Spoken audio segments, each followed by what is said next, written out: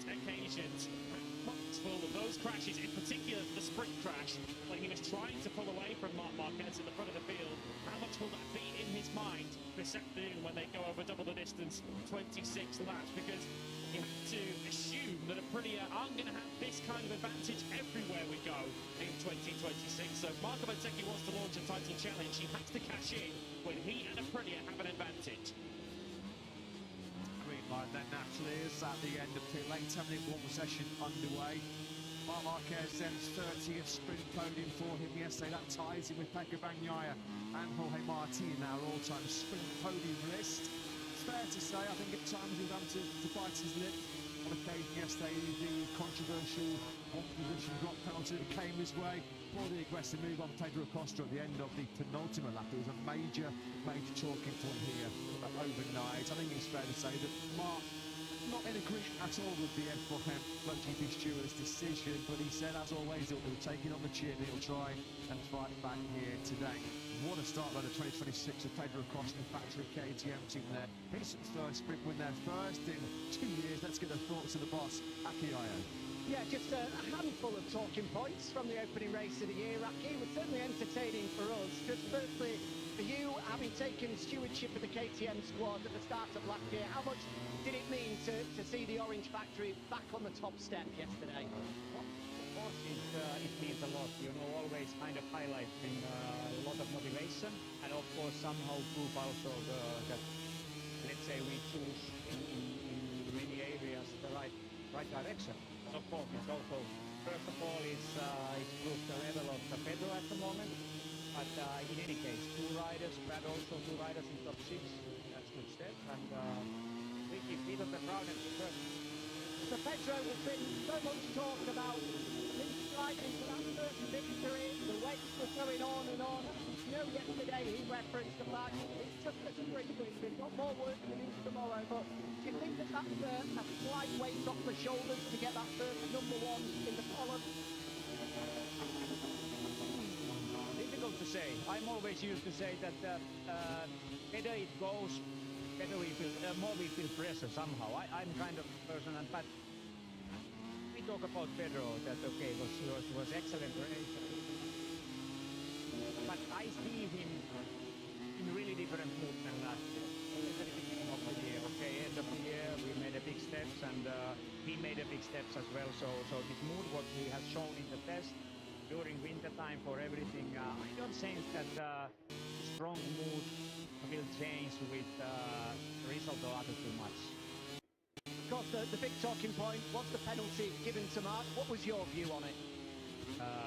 We have so many things here, you know, to think all the time. So we are so lucky to have the top professionals there, and we always trust the decision what they make. Thank you. Have a great Sunday. Thanks a lot. Thanks very much, Jack. Thanks to Red Bull KTM Factory Racing boss Aki Ayo. Yes, worth mentioning, of course. Yeah, they had 2 bites in the top 6 yesterday. Pedro Acosta's brilliant victory. Brad Binder inside the top 6 at the checker flag yesterday. He only had 3 sprint top 6 in the whole of 2025 at the South African. His best sprint result in 8th since Catalonia. Pedro Acosta, inevitably, of course, faced a barrage of questions yesterday about an incident with Marc at the final corner. And he was asked, would you have done the same? And of course, we know what his answer was, and he delivered. He said, absolutely.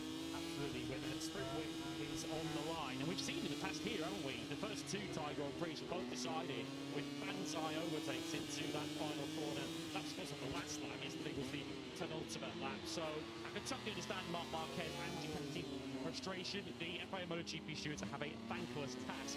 Nobody watches a Grand Prix. Nobody watches any sporting event and says at the end of it, what a great job the referee did. So they're in a sort of an enviable position where they very rarely get praised. They only really get noticed when a decision splits opinion or makes people, I guess, rather cross when they watch their favourite sport on the TV. Marc Marquez, as you say, I think took it in the best possible way. He did the warning, took the message, gave the position back, because he pointed out yesterday, had he not done that, he might well have thought he wants to be a penalty after the race for ignoring instructions, especially a long lap penalty which might have dropped him off the podium altogether. together. So Marc Marquez knows that there are moments to pick his battles, particularly with the authorities. He decided yesterday was not that day. He said yesterday, I've never been a rider to cry about incidents like that. I'm not going to start doing it now. 33 years of age, he's not going to take anything on Mark as far as racing is concerned. Ralph Fernandez, we have to mention him, he was superb. I mean, so under the radar throughout winter testing, really. I think if we expected an opponent to finish on the podium yesterday, Lewis, I don't think Timmy would expect it to be free weekend. Ralph Fernandez took a big leap forward in terms of his soft tyre pace here this weekend. Ayagura matching his best ever MotoGP finish with a 4th place at the end of the sprint yesterday as well. The 2 Trackhouse colleagues 3rd and 4th. First time ever in a sprint, 3 finished in the top 5. Jorge Martin did not get a punishment or a penalty for the tyre pressure investigation. Just goes to show, if Bezzecchi had stayed upright, Lewis, it could have been an unbelievable Saturday as far as the 20th is concerned. Well, there was several major talking points in that sprint yesterday, one of them also being a rather controversial collision at turn 3 involving Alex Marquez and Fabio Di Giannantonio. Digi clearly felt that he had podium potential in that sprint yesterday. He crossed the line eventually in 8th. Let's get the thoughts of his boss at the On46 Racing team boss, Pablo Nieto, who's the Jack. Yeah, as you say, guys, we're not short of talking points after that first sprint of the year. Another one, as you mentioned, being the contact between Alex Marquez and Fabio Di Giannantonio. Pablo, what was your view on the decision not to give Alex Marquez a penalty for that contact on the opening lap? Yeah, in the end, this is true. This is MotoGP, this is races, but we are not agreeing that he didn't get any penalty. Then the straight they just raced, and he was fighting he pulled for the podium. And when this will happen, I think it's important that race direction take a decision to make a penalty to the rider. Because first of all, the safety, it was one. Let's say movement little bit overtake a little bit on the limit, but anyway, the good thing was that we went to the retiration. Simon talked with us. That's the most important thing. We talk a lot of things because in the end it's very important for the sport, it's very important for everything, and in the end I think the mistake that retiration make is that they didn't make a penalty during that race, not for today. It's the fact that Fabio had such strong pace, with a clear podium contender, the thing that makes this hurt even more? For us, of course, no, because we know that it's very, very difficult to fight for the podium, and in this weekend Fabio is very, very fast. But we have to think and we have to see all of 360, because in the end it's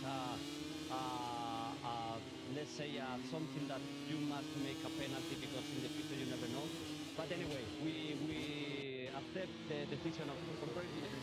Of course, it's not a great, but nothing to say. So let's try to make a very good race today. Looking to today, Fabio currently fastest in warm-up. What is possible in the Grand Prix? I think it's very, very important to the start and the first 2 laps. Then if we are in a good position, in a good moment, I think we have the pace to try to make something important. I know that today the race is going to be much more harder because it's double from yesterday, and it's going to be very, very hard and it's very important to take the tires. So let's see. Thanks, Pablo. Thank you. Yeah, thanks, Jack. Thanks to Pablo Nieto. It hasn't taken Fabio Di Giannantonio too long to block yesterday's disappointment out of his mind, because he's second quickest. He was briefly leading this session. Ralph Fernandez has just taken over after a rather bizarre moment. We just saw him while we were listening to Jack talk to Pablo Nieto down in pit lane. We saw him coming out of turn 3 at the start. Well, actually, was his fastest lap, 1:29.645. Ralph Fernandez got some issue here. He's sort of twisting that left shoulder, the left arm. I don't know if the airbag was activated, but he had a big moment and the airbag went off. Not quite sure what's happening here with Ralph Fernandez. One is crystal clear, he's fastest, but in some discomfort. Yeah, if that's the way of making you go faster, then I don't think the track has to be too concerned, but you can understand why discussions are going on there. Davide Brivio in deep conversations. Ralph Fernandez clearly with some discomfort at the very least, pain at worst with his left arm / shoulder, so something to potentially monitor for the Trackhouse team. Perhaps he'll be heading straight for some treatment after this warm-up session. Whatever's gone on for Ralph Fernandez, it's clearly far from comfortable. Yeah, I mean, got a big head shake on the bike, a tap tapper somewhere. Not quite sure what's going on there with Ralph Fernandez. He's still clicking though with the 129.645. What's happened to Fabio Quartararo? This is the Yamaha star breaking into turns, firing. He's done really, really well to stay sunny side up there, hasn't he? Fabio Quartararo, a thoroughly miserable sprint Saturday as far as Yamaha are concerned. Their lead finisher was Jack Miller down in 15th place, 13.5 seconds behind Pedro Acosta. So the best Yamaha was exactly a second a lap slower than the front-running pace. Fabio Quartararo, it was his worst sprint finish since Japan in 2023 when he was also 16th. Awful start. That's not going to do too much to put a smile on the face of Fabio on Sunday morning. No, to be honest, it was kind of as advertised for Yamaha. In fact, they're only second a lap off the pace. In some ways, a bit of a result for them. They look further back than that. Doing pre-season testing, they've just got to keep their heads down and almost ignore the results because points are going to be scarce for Yamaha going into the season while they try and find some more performance with that V4 powered machine. Expect the better from Yamaha the later we get into the season. We're on a ball with Marc Marquez out behind Pedro Acosta, who's putting a move on his teammate there. Brad Binder, I think it is, into the front corner, who jumps out of his way. Marc Marquez at the very corner where he and Acosta come very close to each other. Yesterday they go side by side again. Checkered flag is out in this warm-up session, and we can head down once again to Jack.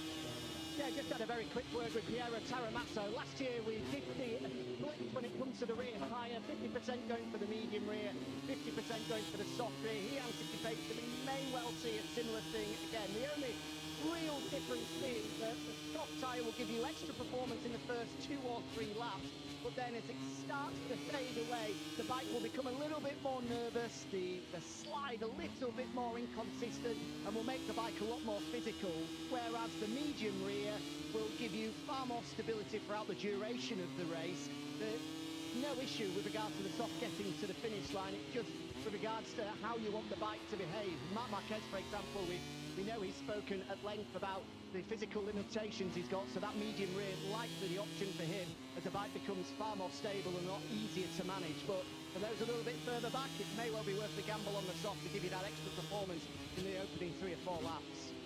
Good stuff, thanks very much, Jack. Down there was a real funny ending to that warm-up session. We're on board at the moment with Marc Marquez just ahead of him in that final corner, and we saw Pedro Acosta lunging on the inside of his KTM factory colleague Brad Binder. Moves that we saw so often in yesterday's TSO sprint. Look at this. Here was Acosta then, aggressive late on the inside of the 33 bike of Brad Binder, and who's got a front row seat for all of it? Marc Marquez. You couldn't make that up, could you? You could not have scripted that. Well, a sign of things to come, or just a sort of tribute to what we saw in the sprint yesterday. But Pedro Acosta clearly feeling punchy very early on his first morning, waking up as the MotoGP World Championship leader. That's how his Saturday ended. Will it be how his Sunday ends? Pedro had a look to his right and sort of acknowledged, just sort of apologised, put his hand up to Brad Binder, and looking to his left was Mark going, "You cheeky devil." Yeah, I saw that yesterday. I got away, didn't get away with that yesterday. I got a 1-position drop for it. There's no danger of that in the warm-up session, but this is a rider who is absolutely brimming with confidence. It's not something that Pedro Acosta has ever lacked in his entire Grand Prix career, but with a sprint win under his belt, surely Pedro Acosta is on the crest of a wave as he then gives a little bit of a hand of apology. Sorry, Brad, I'll save it for later on. Shark has already shown his teeth there with Marc Marquez looking to his left-hand side. Plenty of the thoughts of Marc on that one.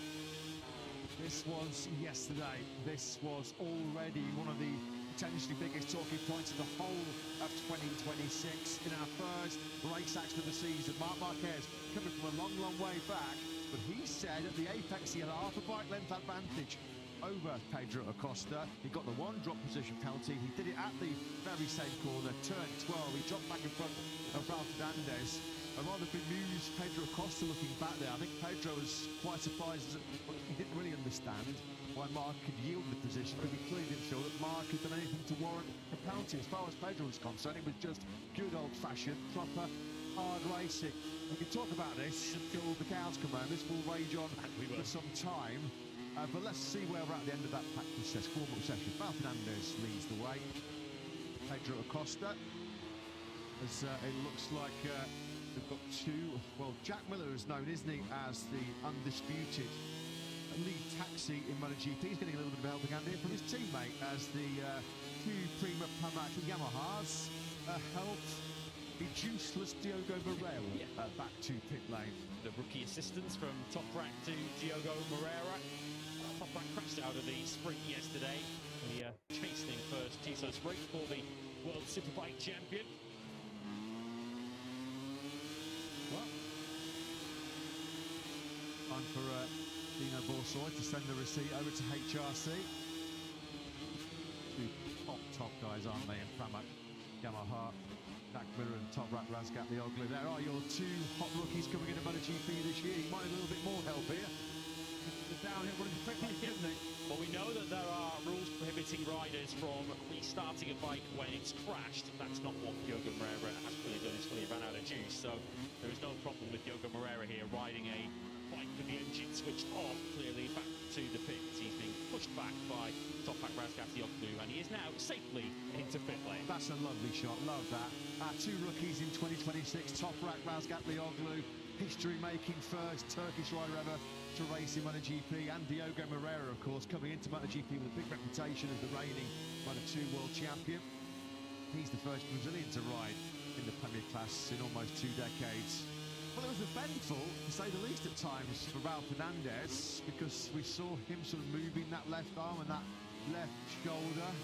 Not quite sure what was going on, because it didn't certainly disturb him too much as he pinged in a 1:29.645. He led the warm-up by just over a tenth of a second back to Gian Antonio, but it certainly wasn't a pain-free exercise, was it, to lead that warm-up session? It's by a tenth of a second in the end. The Marquez brothers were third and fourth ahead of Ayagura and Marco Bezzecchi, who we didn't see much of in that warm-up session. A very under-the-radar warm-up session for the pulpit, which I think depicted a previous one, is just how they would have wanted it. He's got to see the checkered flag, hasn't he, today? That will be the simple message as far as Prix are concerned. Ayagura, that's about as animated as you're going to see, in the track house of Prix Garage. He's one ice-cool customer, isn't he? Won the Moto2 World Championship here, of course, a couple of years ago in 2024. Another very solid performance in that warm session from Agura-san. Japanese fans have made the trip to another corner of Southeast Asia to see their hero. Agura, the last of the riders in that session in the 129s. As mentioned earlier on, that fourth place in the sprint yesterday, he called his best ever MotoGP results. Can he improve on what was a best Grand Prix finish of fifth here last year? Let's go and find out what happened to Raul Fernandez during that session. Very, very quick, Jack, in the standings come up. Yeah, Raul Fernandez on his way to the medical centre, felt something in his left shoulder. Hopefully get a word from Davide Brivio shortly. Thanks, Jack. Raul Fernandez, despite all that, did top the warm-up session by a tenth of a second from Fabio Di Gianantonio. Mark and Alex Marquez third and fourth ahead of Ayagura and Marco Bezzecchi. So pretty highly represented once again inside the top six, three of them in there. Luca Marini seventh, first of the Hondas ahead of Penko Bagnaia, who scored a solitary point yesterday. Championship leader Acosta ninth from Zarco Mir and Bastianini. Vinales 13th of the second in the Tech 3 KTM ahead of Jorge Martin and Diogo Moreira, who needed assistance getting back to the pits. Jack Miller, one of those providing assistance, 16th. Frankie Morbidelli 17th ahead of Fabio Quartararo, who had his scare in warm-up. Brad Binder 19th after a close call with his teammate late on. Toprak 20th ahead of Alex Rins and Rossini stand-in Katie Pira. So another session here then has been led in Burram by a Prix rider. Raul Fernandez leading the way. 29.645. Acosta, world championship leader, 9th fastest at the end of that warm-up session.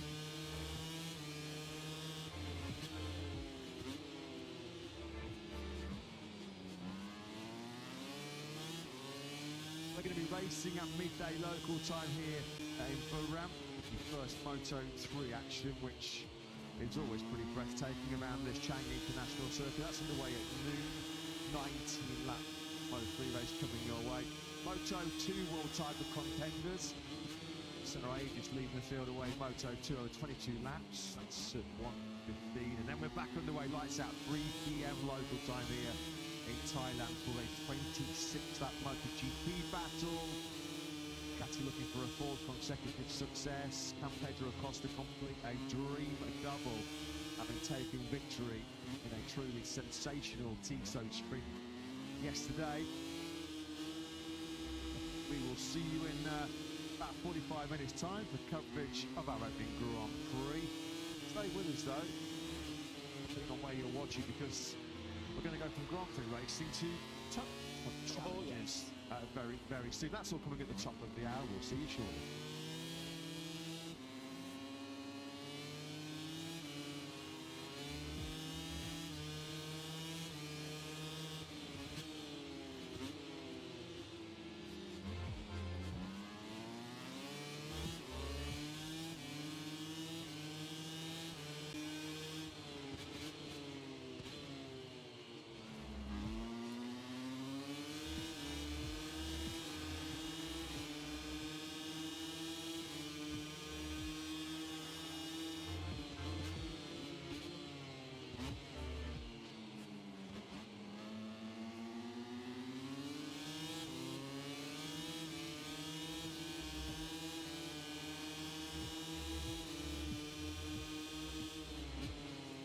We've had a very short breather here in the commentary box, but we are back for something rather unique and something rather different to continue our race day coverage here at the Chang International Circuit, because we're going to go from 300 horsepower, 220 mile an hour MotoGP bikes to something a little bit more sedate, a little bit more slower, but we know that these MotoGP riders have always got that competitive edge about them. We're going to go for a bit of a Tuk-Tuk challenge, Lewis. Are we up for it? Ready to go? Oh yes, as ready as we were for the sprint yesterday. So what you can see on your group then are 11 Tuk-Tuks, one per team. And little did Marco Bezzecchi know it when he took pole position yesterday morning for the Aprilia racing team. But as you can see there on your screens, the team's best qualifying result yesterday sets the grid for this Tuk-Tuk challenge. So what we have is Aprilia with Bezzecchi and Martin on pole position, ahead of Marquez and Bagnaia for the factory Ducati team. Then it's Fernandez and Agura. You can see the Trackhouse Tuk-Tuk on the left of your screens. They're third, ahead of Didier and Morbidelli for VR46. Acosta and Binder will line up fifth for Red Bull KTM Factory Racing. Alex Marquez and Michele Pirro will be sixth for Grassini, ahead of Mir and Marini for Honda HRC Castrol. LCR will be eighth with Zarco and Herrera. We then have Quattararo and Rins for the Yamaha factory team. Vinales and Bastianini for Tech 3, and bringing up the rear will be Miller and Toprak, my dark horses, in the Tremax Tuk-Tuk. Not sure how to start this. I mean, what do I do? Like, is it lights out and we're racing in the Tuk-Tuk challenge here in Burma? I guess that's the way we have to. Yeah, it's part of the Grand Prix programme this weekend. That's that check. There are no World Championship points on the ground. You know what? This is serious stuff. This is serious business. These guys are all born winners. Fans are certainly enjoying the build-up to this Grand Prix day here in Thailand. Most fans there getting some welcome break in the main grandstand shade. It's absolutely baking hot down on pit lane at the moment. We're expecting ambient temperatures around 3 p.m. local time for the start of the 26-lap MotoGP battle to be around 36 degrees, which is the hottest condition of the weekend so far. Certainly a little bit hot for an old Brit like myself, who's come from a very bleak and cold UK winter to something rather hotter and more humid in this part of Southeast Asia, as the local course announcer gets the local fans whipped up and ready for something rather different. Well, this is not the future of MotoGP. This is nothing to do, this is nothing to do with the new 50cc. Yeah, these aren't the new 50cc capacity MotoGP bikes that we're going to be racing next year. Although that might be quite fun, to be honest. Yeah, you never know. What do we reckon? Who do we think, Lewis? Well, I mean, we haven't really got a form book to look at when we're talking about Tuk-Tuks, but I don't know. I agree with you. I mean, I think this is kind of tailor-made for a Miller or Ramgatlioglu show. Yeah, they're going to be going gangbusters in this sprint. Perhaps their best opportunity to fight for a win this year, based on how the season has gone underway. Because, of course, we've got quite a lot of keen cyclists, haven't we, on this MotoGP grid. The Marquez brothers, for instance, we often see them cycling on the Thursdays before Grand Prix weekends. So perhaps each of those will be quite keen to get a hold of. Marc Marquez, of course, we know, whether he's playing cards, whether he's playing MotoGP, whether he's playing Tiddlywinks, rock, paper, scissors, he always wants to win. So with plenty of World Championships with an engine underneath them in MotoGP, are Marc Marquez and Pecco Bagnaia going to take this the most seriously? Yeah, bit of something different, a bit of fun to start the 2026 MotoGP World Championship campaign. Of course, Pedro Acosta bringing the confidence after opening his account in 2026 with that sensational last gasp victory in yesterday's 13 laps. We go double the distance and hopefully double the drama, which will be a big ask after what we saw yesterday in our opening sprint. Incredible way to come back from the long winter break. Certainly felt like it was worth the long wait with everything that unfolded in front of our eyes. Capacity crowd we're expecting here today as well in for a ramp. Wonders whether Ralph Fernandez is going to be joining his teammate Aigura in this Tuk-Tuk challenge, given that we saw him in a little bit of discomfort and pain at the end of the warm-up session. Fabio Quartararo, who also had his adventures during the warm-up session, a right smile on his face as he gets ready to join forces with Alex Rins to try and uphold Yamaha honour, and boy do they need to pick me up. Really do. They really do. I mean, winning the Tuk-Tuk challenge might be the only thing Yamaha have been capable of winning this year without knocking them too much when they're down. But yeah, difficult times at the moment. I believe Jack might have a little bit of an update on Ralph Fernandez, who, despite topping this morning's warm-up session, was seeing some clear discomfort with his left shoulder. Jack, I know you're super excited to get going for the inaugural Tuk-Tuk challenge, but what's happened with Ralph Fernandez as well?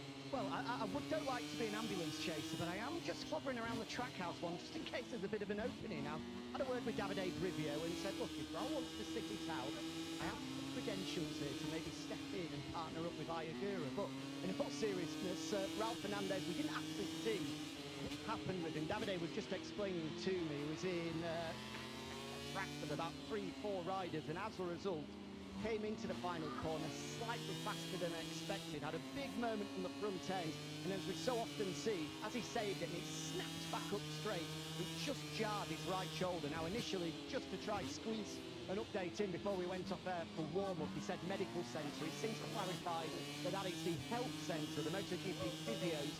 He's gone there for potentially a bit of a scan, a bit of a massage to get it strapped up potentially. I don't think there are any huge concerns right now that he won't be able to participate in the Grand Prix later today, but certainly caused some real discomfort. So fingers crossed it isn't too serious that it's going to be a bit of an issue going into the Grand Prix later today. I'll find out. If we do see him, then I'll obviously grab a word and just check how he is, and if not, then I'll be sure to bring you an update ahead of the Grand Prix later today. Excellent work, Jack. Loving your work as always. I know how hard you work to get rider issues on the grid ahead of the high-pressure MotoGP races. We'd love to get some thoughts of some of these guys, maybe about their first ever Tuk-Tuk racing experience as well. I know Jack's going to be right on the scene. Well, we know, we've just seen it says on the Tuk-Tuk's taxi. We've already seen the taxi services back in full working order this morning. Diogo Moreira back to pit lane. How's he fancy his chances, Jack? Yeah, he was just getting a little thank you from Diogo Moreira then. It seems as though the taxi service is expanding. Your first employee in Top Rat. Nah, I think he's more like Uber. I'm the taxi driver. He stole the fare off me. Oh, breaking news as well, Jack. I'm just being told that they're going to offer 5 World Championship points to the winner of this. Yeah, right. Nah, I reckon I've got a good teammate for this one, so it should be right. Get the sidecar swinging going. Let's see what we can do. This could end in tears. Yeah, we're thinking the same. We're looking at the form book, and we have to say, we thought that this is right up the streets of Jack Miller and Top Rack. Yeah, that's what I mean. I feel like I've got a pretty loose teammate in Top Rack, so we should be right for this one. Get it sideways, Jack. Yeah, we'll try. Brilliant. Jack Appleyard with Jack Miller. Those two are real proper entertainers, aren't they? Jack Miller and Top Rack Razgat, the old glue. Yeah, watch for a Tuk-Tuk going sideways and maybe on well, let's hope not on this route. Yeah. As Jack said, he took the words out of our mouths. Yeah. This could end in tears. Yeah, I'm fully expecting a few jump starts here in this to with the threat of double long lap penalties removed in this Tuk-Tuk challenge. Then I think we're going to see some bending of the rules in this, but it's all for good fun as Pedro Acosta and Brad Binder, who didn't exactly execute the best team tactics in the warm-up session around about 20 minutes ago when Acosta dived on Binder into the final corner. This time they very much are on the same page. We're having a chat there with rider safety delegate Loris Caparossi. Probably asking all, what are the rules? What are the barriers? What do we have to do to make sure we bring this Tuk-Tuk home safe? Maverick Vinales. Well, it wasn't a comfortable ride on the RC16 KTM yesterday in that sprint. 19th at the checker flag for Top Gun. He was wide a couple of times on the opening lap, but he was 21 seconds further back. Fabio Giannantonio's had great podium pace all weekend. Has he got podium pace on a Tuk-Tuk? We'll find out because he's with Jack. Fabio, what are the tactics for this then? Talk us through it. I think it's a great opportunity to get revenge from something that happened just yesterday. But no, part of this, I think the key will be the slipstream. With the high speed of the Tuk-Tuk, will be super important, the slipstream. You know, 300 km/h. We will feel it. These things, I've been told, get up to 80 kilometers an hour, so you're going to be moving at least. Have you driven one before? No, never. I don't know if it's more crazy or dangerous. Bit of both, I think. But I encourage it. I love it. Really have fun. Who's the favourite, do you think? We're trying to work out who are the teams to watch. I think Marini has done a great job developing it. So Maro could be a strong one. Then for sure the pace of Betts with the Tuk-Tuk, with the training in his zone, you know, in Savoia, Pesaro. So for sure these are the favorites. I'm surprised knowing Gigi, he hasn't managed overnight to add some wings to it to try and improve the performance. But for sure we have the right device, so Frankie straight into the back, so looks like you're first up. Good luck. Oh my god, thank you. I need it. He sounds under more stress. Thanks very much, Jack.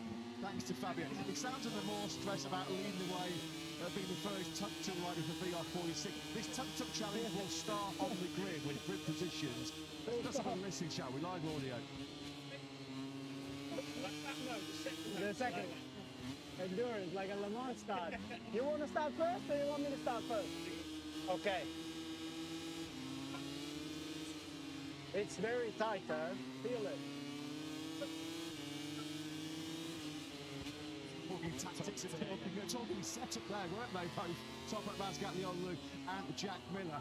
The first lap you're going to see here on the Tuk-Tuks is going to be a warm-up lap, followed by a one-lap challenge. The riders enjoying his chance to relax. Free Grand Prix here. Zarco executing him the experienced rider card and saying, up to you, rookie, you can start this one. So the riders must swap driver position on both warm-up and the challenge lap between turns 4 and 5.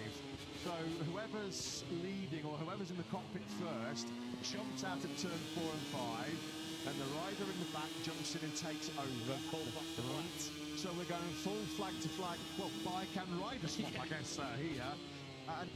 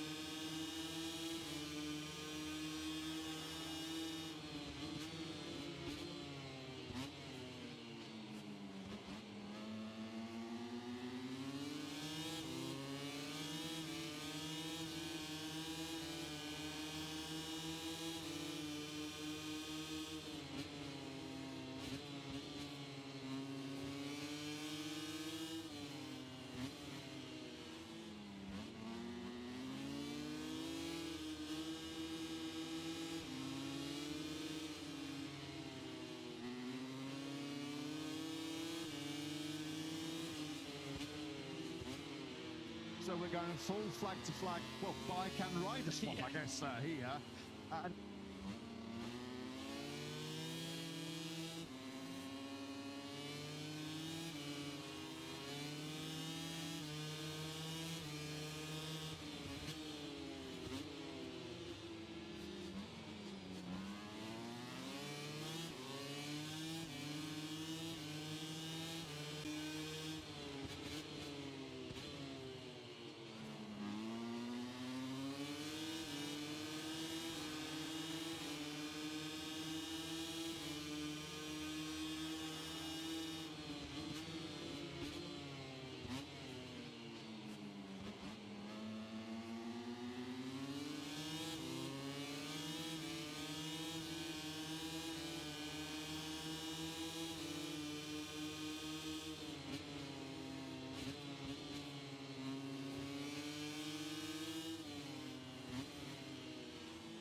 oh, dearie me.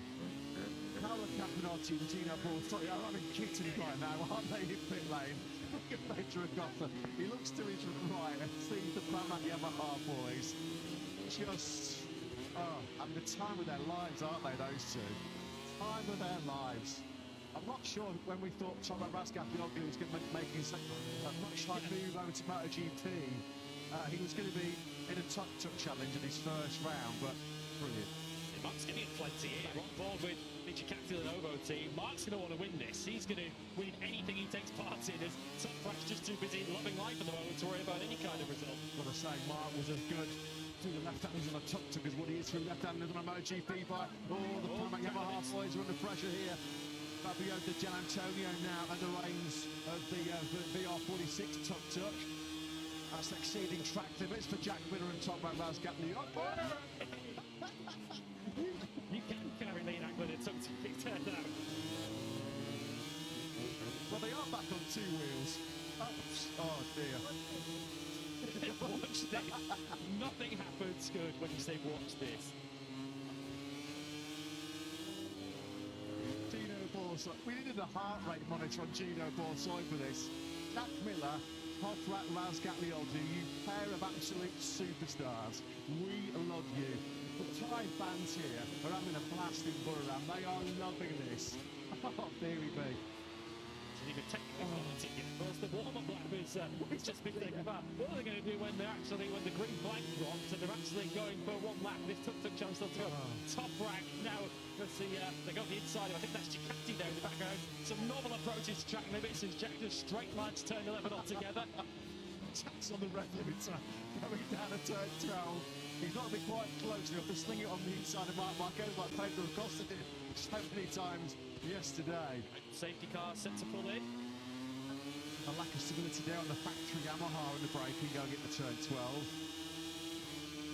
Not bad at all, that from Luke Marini. Finally hits the apex eventually. Finally got there. Now then, I think it's fair to say that was organised chaos. And with that, we've got to one lap race.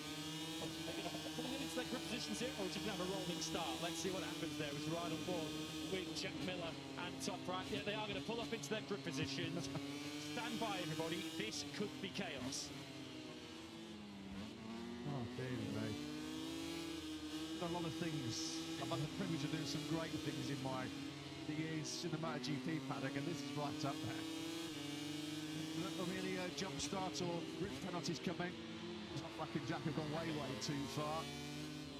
I bet Pecco Bagnaia has probably seen if he's like, I don't trust Mark. I need a seat power here.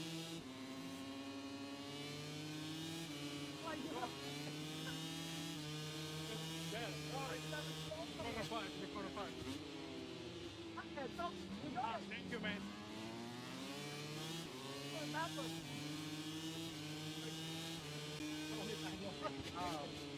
We will do now again. Okay.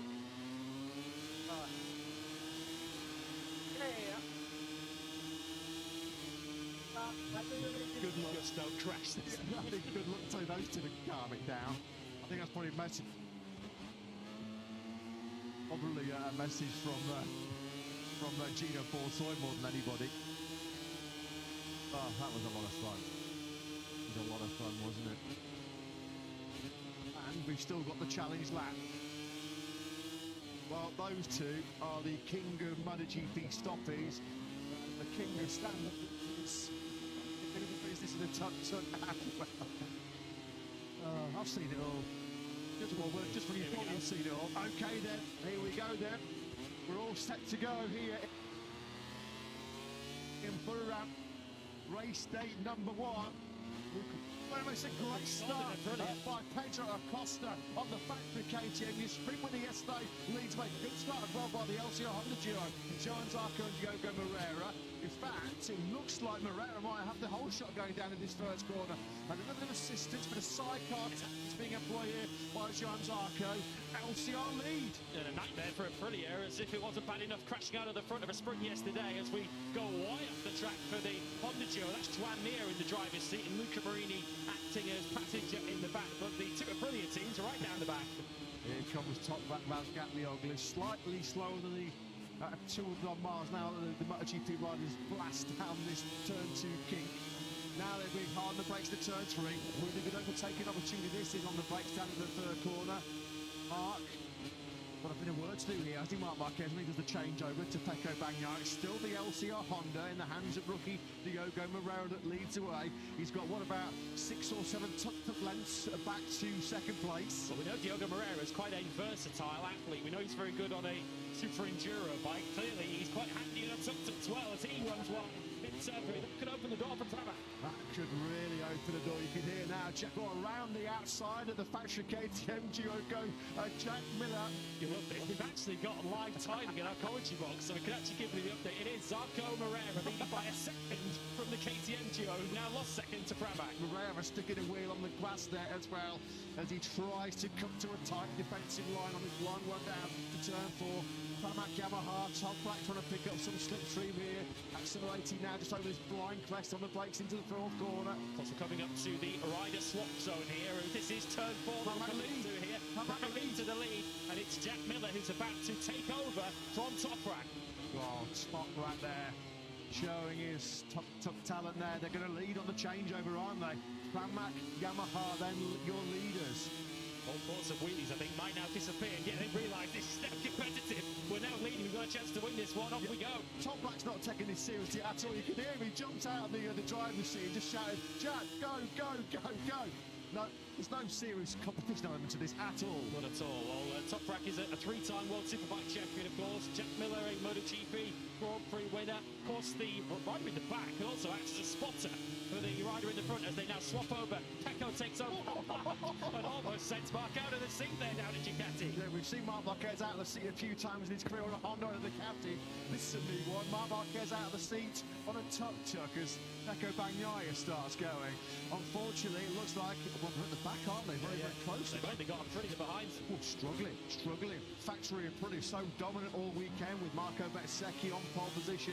But this now, surely is in the hands. It's Toprak and Miller's to lose here. They've got a massive lead here, haven't they, in this final couple of sectors. Red Bull KTM Factory Racing have struck back into second place. Gini and Vinales, who we completely wrote off. Well, two rather timid fellows, but they're clearly getting stuck in with 2 corners now to go. Bit of work to top of your picture. You can see the onboard from Pramac Yamaha. Joan Zarco trying to secure second place here. But this has been absolutely superb. I think what a performance. Yellow flags right in sector 1. But it's going to be Pramac Yamaha. They might not be winning too much in MotoGP in 2026, unfortunately, because they are 2 amazing characters. 2 fans that put bums on seats, aren't they? Jack Miller and Toprak Razgatlioglu. But with 1 corner remaining, it's all super neat and tidy. Beautiful run through the inside curve there. A bit of super starting as well. Stunt show on the exit. But it is Pramac Yamaha, Jack Miller and Toprak Razgatlioglu will win the Thai Tuk-Tuk Challenge in 2026. The podium places go to Red Bull KTM Tech 3. Great job by Nea Bastianini and Maverick Vinales. Coming over the line, an excellent third place is LCR. They were the early leaders. They made the early running down into the first corner. Lightning start by Diogo Moreira. Zarco and Moreira then pick up third place. What about the battle for the minor positions? Mira Marini for the Honda team. They've come through in 4th. Acosta and Binder 5th for Red Bull KTM Factory Racing. Quattararo and Wins have taken 6th for Yamaha. This was the battle for 7th. BR46 just taking it.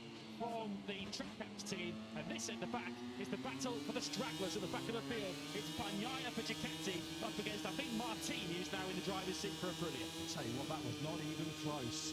3.5 seconds was the lead that Miller and Razgatlioglu held over the line. A little bit of a confidence boost there going into this afternoon's Grand Prix for Bastianini and Vinales after their sprint struggles yesterday. 17th and 19th. Aprilia are coming into the pit lane, aren't they? Weren't they? And the bit of corner cutting here. This is brilliant. Marco Bezzecchi and Jorge Martin trying to beat the factory Ducatis. It looks like it's running upon it. Oh, super. It doesn't see anything wrong with that. Really. Marco Bezzecchi and Jorge Martin pinching at the desk. Drop one position, Jorge. Drop one position for that. Oh, dear. The most important aspect of that was clearly the riders having a load of fun. They really, really did enjoy that. Well done to everybody connected here in Thailand to something a little bit different, something a little bit unique, something a little bit fun. And I thoroughly enjoyed that. I hope you did watching at home as well. It's a serious business racing motorcycles at 220 mile an hour. But that was showing that these guys ultimately are just the normal human beings who possess a particular talent for racing motorcycles better than anybody else on planet Earth. Pecco Bagnaia isn't happy with that, is he? He's just having it out there with Jorge Martin. Drop one position. Simon Crafar on the ball. Jorge Martin and Marco Bezzecchi. They don't cut the grass in that final corner, do they? Yeah, this is a novel approach to turn 12. We've not seen this one before. Off-roading for Jorge Martin. It was effective, but at the end, the Ducati squad were given that 10th place back. You've got to admire the cheek. Got to admire the cheek. What it means to Martin and Bezzecchi. Think about in stitches. Look at them, they're loving it. That's Marco Bezzecchi was on the deck crashing out of the sprint yesterday. I think that's been a nice bit of pain relief as far as best goes. So here you go then. This was the early leaders. Diogo Moreira was really rapid out of the gates. Of course, we had a 1-2 initially for our two rookies. It was a brilliant fight back by Tuk-Tuk, Razgatlioglu and Jack Miller. They had some everything that the Yamaha doesn't have. Straight line speed, it seemed, in their Tuk-Tuk. And once they hit the lead, comfortable lead on the changeover, and then once it was in the hands of Toprak, well, it was never really in any doubt, was it? 3.5 seconds eventually they took the checkered flag. The Red Bull KTM Tech 3 by what, about a Tuk-Tuk and a half's length, getting the second place over the line, half a second. Well, yeah, they started that last corner on 3 wheels. They came out of it back on 2. They were already the great entertainers before the Tuk-Tuk Challenge even started. They brought the show and the wheelies on the warm-up lap. So the winners in terms of entertainment and the winners on the road quite clearly were Pramac. And I think the winners were MotoGP fans here in Thailand, because you could hear from the grandstand just how much the fans enjoyed that different pre-race build-up. I think it's fair to say they made it look easy, didn't they? Tuk-Tuk Razgatlioglu's first MotoGP victory. Brilliant stuff, brilliant stuff. Yeah, some of the fans were taking it pretty seriously as well, weren't they? Marc Marquez fans roaring him on in the crowd. Very, very shortly though, it is going to be our first Grand Prix day and a start of the serious business. Half an hour we are away from lights out for our first Moto3 battle of the season. Didn't see much of the Grazini duo in that Tuk-Tuk race, did we? Alex Marquez and Michele Pirro. Finished down in 9th in the end. Yeah, respectable, but I think we thought there might be a little bit more. Excellent performance there. A nice combination there of vast experience. Joan Zarco, 304 Grand Prix starts. His Tuk-Tuk debut, though, was a pretty impressive one. There's Naya Bastianini and Maverick Vinales. They're buzzing. Second place. Excellent work by the Red Bull KTM Tech 3. First podium for Gunther Steiner as CEO of the still French-based team, despite Successful on 4, 3 and 2 wheels as it goes. absolutely. And now fans entering the Hero War. We're going to go then down live to Jack Appiato. I think he's ready to pick it up. Jack, awesome stuff.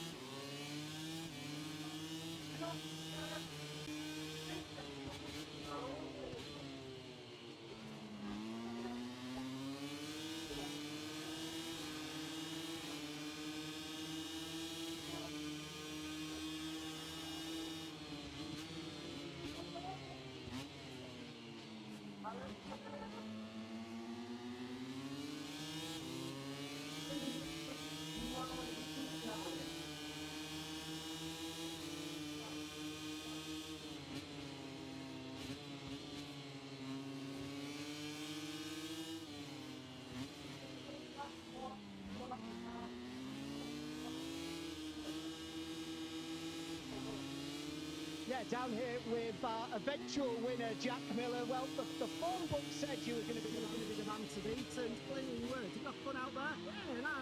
The Tuk-Tuk was behaving well, did what it needed to do. Had a fantastic teammate in Toprak, and we got the win and we look good doing so. First points of the year. I was watching from your box, and I have to say, Gino's face was a picture. When you had it sideways, he was thinking, why on earth did we let these guys do this? Everybody was here and all ended well. You know what we're doing. Only one pace, just about. Just about. We damaged Tuk-Tuks, but it's all good. Good work, Jack, mate.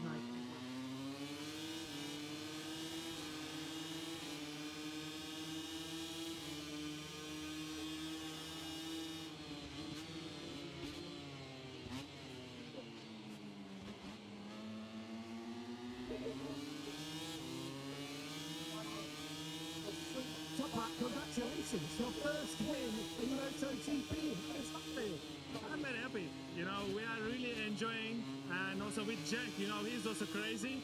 We are really enjoying, and the beginning, before the start, we are talking about what do it take, do we make a wheel or not, but finally we did.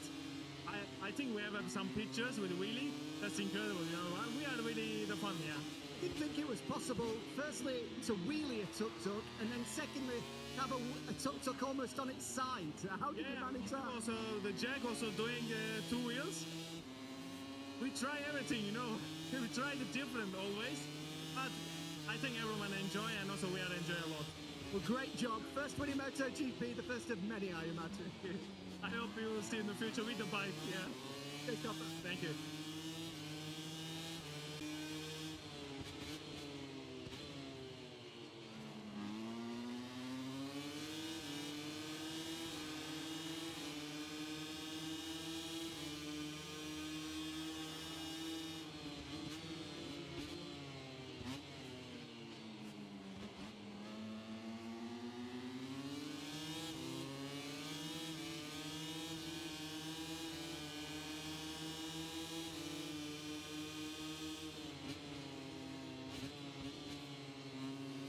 Yeah, down here with Maverick Vinales, second place in our Tuk-Tuk Challenge. Did you enjoy that?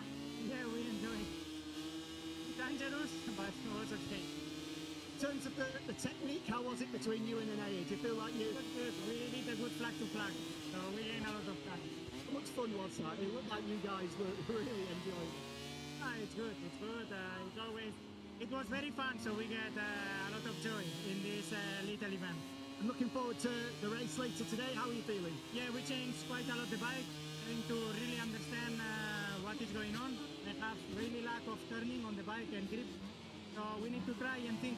So that's the best way. We need to try to work on finding what we are missing. Have a good one. Thank you. Well, stick with me as well, because teammate Anaya Bastianino is down here as well.